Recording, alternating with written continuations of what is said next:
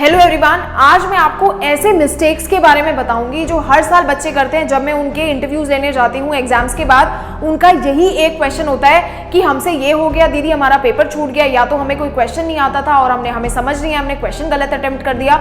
इस केस में तुम टीचर से कितनी हेल्प ले सकते हो, या फिर रिविजन लास्ट टाइम में कि भाई 5-6 सोर्स पकड़ लिए रिसोर्सेज और उन 5-6 रिसोर्सेज से बैठ के रिविजन कर रहे हो। कैसे रिविजन हो पाएगा यार, बिल्कुल रिविजन नहीं हो पाता ऐसे केसेस में। ऐसे बहुत ही सारे प्रॉब्लम्स हैं जो वो मिस्टेक्स हैं जो बच्चा एक दिन पहले करके आता है, एग्जाम हॉल में जाता है, बैठता है और ब्लैंक हो जाता है। ये सारी चीजें क्यों हो रही है, उसको कैसे टैकल करना है वो मैं बताऊंगी। सबसे पहले ध्यान देना मिस्टेक नंबर 1 में, आपका एग्जाम जो होता है वो 3 घंटे का होता है। ऐसा आप सबको लगता है, होता वो 3 घंटे का है, लेकिन आपके पास एग्जाम को खत्म करने के लिए 3 आवर्स नहीं है। आपके पास अपने एग्जाम को फिनिश करने के लिए 2 hours and 40 minutes है। ये याद रख लो, अपने दिमाग में इस चीज को फिट कर लो, ये डेटा फीड कर लो। सो आज से जिस दिन तुम्हारा बोर्ड एग्जाम है, तुम्हारे पास 2 घंटे 40 मिनट है हर एक एग्जाम में। हर साल जब मैं बच्चों को पूछने जाती हूँ, उनका एक ही आंसर होता है, दीदी पेपर छूट गया, ये क्वेश्चन रह गया, दीदी ये नहीं कर पाए, मुझे आता था बट मैं कर नहीं पाया। क्या फायदा हुआ उससे? पूरे साल तुमने पढ़ाई करी, वहां जाके तुम 6 या 12 नंबर का पेपर छोड़ के आ गए, वैसे भी तुम तो 90 की रेस से बाहर हो गए। किसी भी कंडीशन में तुम्हारा जो टाइमर है वो 2 घंटे 40 मिनट का है। इसमें होता क्या है कि बाय चांस तुम्हें कोई क्वेश्चन पता चला कि तुमसे छूट गया है, या तुम्हें पता लगा तुम्हारी कोई कैलकुलेशन गलत हो गई है, या कुछ भी हो सकता है, वो 20 मिनट्स तुम्हारे लिए सेवियर होंगे। तुम्हें खुद को खुद ही सेव करना है उस 3 घंटे पे।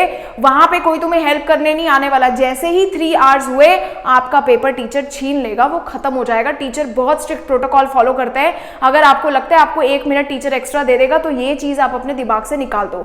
Once your 3 hours are over, it is over. Teacher will take your answer sheet, उसके बाद आपको 1 मिनट भी टीचर एक्स्ट्रा नहीं देने वाला। तो मेक श्योर अपना टाइमर 2 घंटे 40 मिनट का लगा के चलो कि मेरे पास भाई 2 घंटे 40 मिनट है पेपर खत्म करने के लिए, ताकि 20 मिनट में तुम देख सको कुछ गलत तो नहीं है, अंडरलाइन कर सको, अपनी पेपर को प्रेजेंट कर सको, क्योंकि यहां से तुम्हें नंबर मिलेंगे। दूसरी चीज देखो, दूसरा बहुत बड़ा मिस्टेक जो बच्चा करता है वो क्या करता है, कई बार जब आपको बेटा क्वेश्चन नहीं आता तो आपको छोड़ के नहीं आना है उस चीज को। कई बार मैंने स्टूडेंट्स देखे पेपर अटेम्प्ट नहीं करके आते। एक चीज देखो, मैं तुम्हें फेक होप्स नहीं दूंगी। कई बार क्या है, सीबीएसई ने तुम्हारे मार्किंग स्कीम निकालता है। मार्किंग स्कीम के अकॉर्डिंग अगर कोई भी क्वेश्चन बच्चों 1 मार्क का है, या फिर कोई भी क्वेश्चन एमसीक्यू है, तो उस केस में आपको कोई भी पार्शियल क्रेडिट नहीं मिलेगा। कहने का मतलब क्या है, अगर आपका ग्रामर का क्वेश्चन आया है तो उसमें अगर आपको आंसर नहीं आता और आपने बस लिख दिया, तो उस अटेम्प्ट के आपको कोई मार्क्स नहीं मिलने वाले, वो 0 होंगे। क्योंकि आपके पास ग्रामर में कहीं पर भी टीचर हाफ मार्क्स नहीं दे सकता, ना ही एमसीक्यूज में, ना ही 1 मार्क में। तो वो जो आप तुक्का लगा के आओगे या फिर गेस करके आंसर लिखोगे, वो टोटली आपका लक है। अगर करेक्ट हो गया तो बहुत अच्छी बात है, लेकिन जो शॉर्ट और लॉन्ग क्वेश्चंस होते हैं उसमें आपको पार्शियल क्रेडिट मिलता है। अगर आप टॉपिक से रिलेटेड कुछ भी चीज लिखते हो तो teacher is allowed to give you partial credit, that is half marks if your information is somewhere correct. अगर आपका लिखा हुआ कहीं ना कहीं सही है तो ये याद रखो, जितना मान लो 4 क्वेश्चंस नहीं आए तो आप ऐसे बैठ के नहीं आओगे कि चलो ठीक है मैं 4 क्वेश्चन छोड़ दूं। अरे भाई क्यों छोड़ना है, उसको लिख के आओ। कई बार होता क्या है कि बच्चा उसको छोड़ के आ जाता है और टीचर भी मार्क्स नहीं देता है। वो 4 क्वेश्चन मान लो अटेम्प्ट कर लिए, तुम्हें थोड़ा थोड़ा आता था, तुम्हारे सीधे 2 नंबर बढ़ गए, अगर हाफ क्रेडिट भी मिलेगा। तो do not leave any question किसी भी केस में। नेक्स्ट जो बहुत बड़ी मिस्टेक्स होती है, कई बार ऐसा होता है, मेरे खुद के साथ ऐसा हुआ था। मेरे सोशल साइंस के एग्जाम में एक क्वेश्चन था जो मुझे नहीं समझ आ रहा था, और मैं लिटरली ऐसे जोन में थी कि मेरे सारे पेपर हो गया था आधा घंटा पहले, सिर्फ एक उस क्वेश्चन की वजह से मैं बैठी रही। उस दिन जब मेरे पास कोई ऑप्शन नहीं बचा, मैंने मेरे टीचर से वो जाके क्वेश्चन पूछा। जब मुझे वो क्वेश्चन समझ आया, मैंने अटेम्प्ट किया। अब यहाँ पे इसके 2 केस हो सकते हैं। कोई भी टीचर या इन्विजिलेटर जो आपके एग्जाम हॉल में आएगा, वो एक स्ट्रिक्ट प्रोटोकॉल के साथ आता है। इस चीज को दिमाग में रख लो। आप कभी भी उससे क्वेश्चन पूछोगे तो ये एक्सपेक्ट मत करना कि वो आपको बैठ के उसका आंसर बताएगा, आपको हिंट देगा। वो एक स्ट्रिक्ट प्रोटोकॉल को फॉलो कर रहा है। वहां पे वो एक स्टूडेंट को कुछ भी नहीं बता सकता, इवन कोई हिंट तक पास नहीं कर सकता। वो अंडर सर्विलांस होते हैं। No one can literally reveal any information to you. लेकिन अगर आपको कोई क्वेश्चन है और वो समझ नहीं आया, तो आप बस टीचर को ये बोल सकते हो कि आप इसे पैराफ्रेज कर दो, या क्या आप इस क्वेश्चन को मुझे समझा सकते हो, या फिर कोई इन्विजिलेटर है जो मुझे इसमें हेल्प कर सकता है। अब इस केस में भी कई बार तो टीचर्स बता देते हैं, लेकिन कई बार टीचर ये भी बोल सकते हैं कि नहीं, you are not allowed to ask anything. तो उस केस में आप बस ये बोल सकते हैं कि हम आपसे क्वेश्चन का आंसर नहीं पूछ रहे, बस मैं ये चाहता हूं कि आप इस क्वेश्चन को मुझे पैराफ्रेज कर दो। दूसरा एक बहुत बड़ा टास्क होता है, कई बार क्या होता है, सीबीएसई के क्वेश्चन गलत आते हैं, गलत क्वेश्चन प्रिंट होता है। फॉर एग्जाम्पल एक क्वेश्चन ही गलत प्रिंट हुआ जिसका आंसर ही नहीं निकल रहा। हमेशा याद रखना, जब भी कोई ऐसा क्वेश्चन आए जिसका आंसर ही नहीं निकल रहा है, आपने 2 बार सॉल्व कर लिया, तीसरी बार उस पर मत बैठो। हमेशा याद रखो, कोई भी ऐसा क्वेश्चन होगा आपको खुद नोटिस आ जाता है, नोटिफाई कर देती है सीबीएसई टीम कि भाई ये वाला पर्टिकुलर क्वेश्चन गलत है। इस क्वेश्चन के लिए कोई भी ऐसा क्वेश्चन है तो हमेशा, तभी मैंने बोला कि अटेम्प्ट करके आओ। ये क्यों इंपॉर्टेंट है, क्योंकि अगर आपने क्वेश्चन अटेम्प्ट ही नहीं किया होगा तो आपको 0 मार्क्स मिलेंगे। फॉर एग्जाम्पल एक 6 मार्क्स का क्वेश्चन है सीबीएसई में जो कि गलत प्रिंट हो गया। अब आप वहां पे बैठे हुए हो, आपने तो वो गलत दिखा, आपने तो वो अटेम्प्ट ही नहीं किया, ना आपने वो टीचर से क्लैरिफाई किया। मान लो टीचर ने 1% नहीं बताया कि क्वेश्चन गलत है और आपने उसको अटेम्प्ट भी नहीं किया, छोड़ दिया। उस केस में क्या है बेटा, आपका मार्क्स कट जाएगा। जब तक आप उसका क्वेश्चन नंबर भी लिख रखा है तो आप पार्शियल मार्क्स के लिए क्या हो, एलिजिबल हो, आपको वो 6 मार्क्स मिलेंगे। अगर आपने क्वेश्चन ही नहीं डाला, क्वेश्चन नंबर ही नहीं डाला, क्वेश्चन अटेम्प्ट ही नहीं किया, तो आपको 6 मार्क्स का ग्रेस किस बात का मिलेगा। टीचर तो यही सोचेगा ना, आपने तो क्वेश्चन ही नहीं अटेम्प्ट किया। तो वो चीज याद रखो कि 6 मार्क्स का ग्रेस लेना है तो क्वेश्चन अटेम्प्ट करके आओ बच्चों, छोड़ के नहीं आना। इसीलिए मैंने बोला आपको। दूसरी चीज क्या होता है कि कई बार हमें ओएमआर में प्रॉब्लम होती है, पूछो टीचर से कि मैम ये प्रॉब्लम है, अभी बताओ। बहुत बार पेपर कैंसिल हो जाता है क्योंकि बच्चा ओएमआर शीट गलत भर देता है। नहीं आता क्या, टीचर 15 मिनट से पहले जब तुम्हें क्वेश्चन पेपर देता है उससे पहले क्या करता है, वो यही ज्ञान देता है, इसमें ऐसा करना है, इसको ऐसे फिल करना है। उस समय ना ध्यान टीचर्स पे लगाओ, ये चीज दिमाग में बैठा के रखना बिल्कुल परफेक्ट तरीके से, ये बिल्कुल मिस्टेक नहीं होनी चाहिए। ठीक है, नेक्स्ट देखो, बहुत इंपॉर्टेंट चीज होती है रिवीजन, रॉन्ग रिवीजन। 99.9 बच्चा बैठ के रॉन्ग रिवीजन करता है। वो क्या करेगा, 5-6 रिसोर्सेज ले आएगा, एक तरफ अपनी एनसीईआरटी रखेगा, 4 तरीके की रिफ्रेशर रखेगा, 2 तरीके के सैंपल पेपर रखेगा, इधर से बहुत सारे नोट्स भी रखे होंगे। ऐसे कौन रिवीजन करता है? रिवीजन जब करना है आपके दिमाग में फिट होना चाहिए, भाई मुझे ये 4 चैप्टर्स हैं वो यहां से पढ़ने हैं, बाकी के 4 चैप्टर्स के नोट्स मैंने यहां लिख रखे हैं। रिवीजन जितना क्रिस्प होगा उतना बेटर है।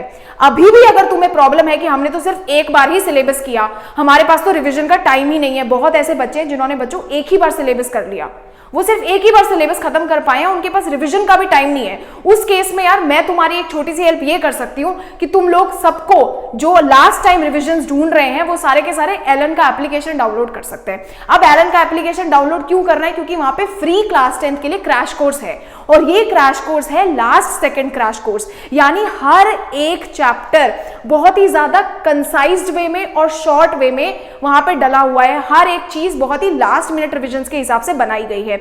दूसरी चीज क्या है, उसके साथ जो आपको नोट्स मिलेंगे वो नोट्स भी आपको चीजों को लर्न करने में और आपकी रिवीजन को फास्ट करने में हेल्प करेंगे, क्योंकि वो भी अगेन बहुत ही ज्यादा शॉर्ट एंड क्रिस्प होंगे। बेस्ट फीचर जो एप्लीकेशन का है वो ये है कि इसमें कॉन्सेप्ट कार्ड्स अवेलेबल है, यानी कोई भी ऐसा टॉपिक जो आपको लगता है यार ये बहुत डिफिकल्ट है, वो टॉपिक आपको बहुत ही ज्यादा सिंपल वे में समझा रखा है ताकि आपको वो याद रह सके कब तक, एग्जाम तक, जब तक आप अपना एग्जाम लिखने जा रहे हो। तो अपनी बोर्ड्स की प्रिपरेशंस को स्ट्रॉन्ग करने के लिए और लास्ट मिनट रिवीजन जो बहुत ज्यादा इंपॉर्टेंट है उसको करने के लिए आप एलन का एप्लीकेशन डेफिनेटली डाउनलोड कर लो, क्योंकि क्लास 10 का क्रैश कोर्स बिल्कुल फ्री में आप सबके लिए अवेलेबल है। इस एप्लीकेशन का लिंक बच्चों आपको मैं डिस्क्रिप्शन पे दे दूंगी, ये डेफिनेटली आपके लास्ट मिनट रिवीजन में हेल्प करने वाला है। एक चीज और याद रखना कि जब भी आप रिवीजन करने बैठो हमेशा बच्चों कोशिश करो जो चीज तुम्हें आती है उसमें 100% दो। ऐसा नहीं है कि मेरे को 2 चैप्टर्स नहीं आते, कोई बात नहीं, जो चैप्टर्स नहीं आते या जो पढ़ ही नहीं रखे या जिन्होंने एक बार भी खत्म नहीं कर रखा, जो उन गैप्स के भरोसे बैठे हैं, वो क्या करें। मान लो तुम्हें 20 चैप्टर्स में से 18 चैप्टर तो आते हैं तुम्हें रिवाइज करने, लेकिन 2 चैप्टर तुमने खोल के भी नहीं देखे, लेकिन तुम पढ़ना चाहते हो, तो क्या करोगे, सीधा सैंपल पेपर खोलो, प्रीवियस ईयर क्वेश्चंस खोलो और उसको सॉल्व करो। एक बार हल्का सा नजर मार लो चैप्टर में क्या है, जो अभी मैंने तुम्हें बताया, एक बार तुमने वन शॉट देख लिया, उसके बाद क्या करो, सीधा PYQs खोल लो या सीधा सैंपल पेपर के 5 साल के सैंपल पेपर से जितने क्वेश्चंस है वो रट लो कि क्या क्या तरीके के क्वेश्चंस आ रहे हैं, वो रट लो, वहीं से तुम्हारा काम हो जाएगा। तुम्हें आप बैठ करके पूरा नोट्स बना के एक एक चीज लिख के याद करने की जरूरत नहीं है, सिर्फ सैंपल पेपर के क्वेश्चंस उठाओ और पढ़ लो, समझ लो। समझ गए? चलो नेक्स्ट स्टेप देखो, अगेन जो बहुत इंपॉर्टेंट है वो ये है कि attempt the best you know first. जब भी क्वेश्चन पेपर आया एक रूल दिमाग में रखना, अटेम्प्ट अटेम्प्ट और अटेम्प्ट। अटेम्प्ट करना शुरू कर दो। कई बार कोई क्वेश्चन नहीं आता, बैठना नहीं है उस पर, क्यों बैठ के टाइम वेस्ट करना है। जो तुम्हें सबसे बेस्ट आता है सबसे पहले वो उठाओ और अटेम्प्ट करो। मेरे पास 40 क्वेश्चन है, ना आपको मैं जानती हूं ना आप मुझे जानते हो, मेरे लिए आप एक नॉर्मल स्टूडेंट हो, डजंट मैटर आप अपने स्कूल के कितने बड़े टॉपर हो, लेकिन जब मेरे पास आपकी शीट आ रही है तो you are an unknown person for me. तो जब मैं आपकी शीट चेक कर रही हूं, मैं आपके क्वेश्चंस के बेसिस पे ही आपका और आपका इंटेलिजेंस लेवल चेक करूंगी कि भाई ये बच्चा टॉपर है, मीडियोकर है या बैक बेंचर है। उस केस में आपका ये ड्यूटी बनता है कि attempt the first you know, सबसे पहले वो अटेम्प्ट करो जो आपको बेस्ट आता है। तो rather than wasting times on those questions जो आपको नहीं आते, उस क्वेश्चंस को हीरो करके दिखाओ कि भाई मैं तो सब कुछ पढ़ के आया हूं, मैं आज यहां पे बेस्ट पेपर लिखने के लिए आया हूं।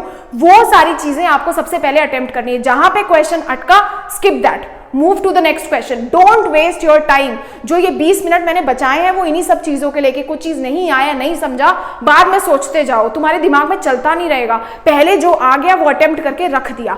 अब बैठो उन क्वेश्चंस पे जो तुम्हें नहीं आ रहे। अब जाके सोचो कि यार ये जो क्वेश्चंस मुझे नहीं बन रहे, इनको मैं कैसे सॉल्व करूं। ये चीज याद रखना। अब लास्ट मिस्टेक क्या है, रटने की। एक बच्चा है, उसका ना मेरे को कल मैसेज आया, वो लास्ट ईयर का बच्चा है। उसने मेरे को बोला दीदी आप मानोगे कि जब मैं अपना 10th का पेपर देने जा रहा था, मुझे ये तक भी नहीं पता था कि डिस्प्लेसमेंट रिएक्शन क्या होती है, लेकिन मैं फिर भी एग्जाम में 70 में से, या उस समय जो पेपर होता होगा 70 में से, कहता मैं 50 मार्क्स ले आया।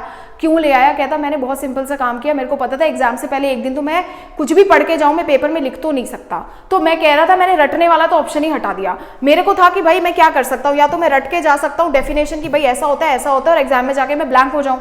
अगर तुम ही सोशल साइंस को रटने बैठोगे और 2 दिन बाद तुम्हारा पेपर है, साल भर तुमने कुछ नहीं पढ़ा, कुछ भी नहीं लिख पाओगे। उससे बेटर ऑप्शन तो ये है कि तुमने क्या कर लिया, उस चीज को समझ लिया।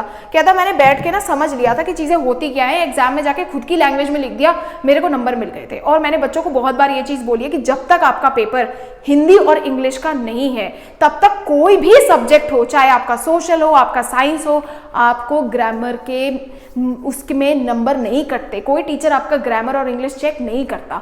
अगर आपको साइंस का कॉन्सेप्ट पता है और आपने जैसे तैसे करके उसको पेपर पे लिख दिया, आपको ग्रामर के, स्पेलिंग के ये फालतू नंबर नहीं कटते हैं। आपका बस रेलेवेंट होना चाहिए आंसर। तो ये चीज दिमाग में रखो कि अपनी लैंग्वेज का बहुत बड़ा स्कोप है तुम्हारे पास आंसर लिखने के लिए, ठीक है। तो इस चीज को दिमाग में रखा। लास्ट टाइम में रट के कुछ मत जाना। रट के गए तो एक चीज मेरी और याद रख लेना, जब इतना कुछ रट रहे हो तो मेरा एक ये लाइन भी रट लेना कि रट के जाओगे तो बैठे रहोगे, ब्लैंक बैठे रहोगे। जो ब्लैंक होता है वो बच्चा इसीलिए बैठता है क्योंकि इतना कुछ इन्फॉर्मेशन लेके जाता है। अब उसने अलग अलग फोल्डर बना रखे, रट रट के जैसी क्वेश्चन पेपर आया, पेपर आ गया शफल होके, पहला चैप्टर तुमने रटा था एक साथ, दूसरा एक साथ रटा था, क्वेश्चन पेपर आ गए आगे पीछे, बैठ रखे, you are just sitting quiet because you don't know how to solve these questions, क्योंकि सब तो रट के गए थे। अभी तो आपको अलग अलग फोल्डर खोलने पड़ रहे, कभी पहले फोल्डर पे जाना पड़ता है, कभी दूसरे पे। तो डू नॉट क्रैम एनीथिंग। ये कुछ ऐसी मिस्टेक्स हैं जो दिमाग में बैठा लो। मैं तुम्हें गारंटी देती हूँ बच्चों, ये मिस्टेक्स तुम फेस करते होगे और आगे भी कर सकते हो। तो इन चीजों का बिल्कुल दिमाग में ये चीजें फिट कर लो और ये गलतियां तुम्हें बिल्कुल भी नहीं करनी है। चैनल को यार सब्सक्राइब कर लेना। इंग्लिश और हिंदी के एग्जाम्स के लिए बहुत अमेजिंग लाइव क्लासेस मैं लेने वाली हूँ। शेड्यूल बहुत जल्दी तुम सबको मिल जाएगा। तो I will see you in the next video.